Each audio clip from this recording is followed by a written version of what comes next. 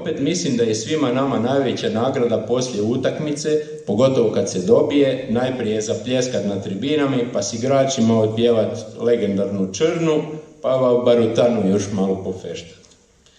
Prepoznatljivi po dresovima na kojima se ističe Hreljinska Gradina, koja je postala brend i zaštitni simbol kluba, a koja simbolizira povijest, snagu i čvrstoću Hreljina i napredak.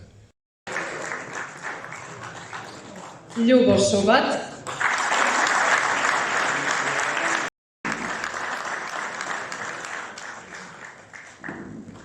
Smiljan Polić,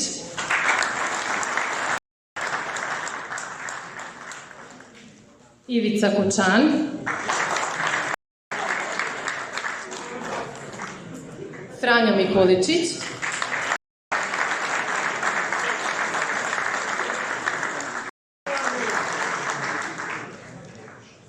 Valter Tomić,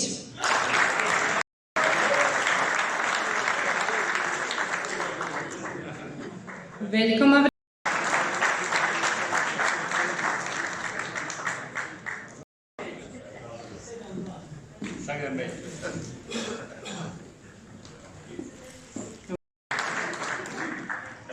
Saša Mrnjaus,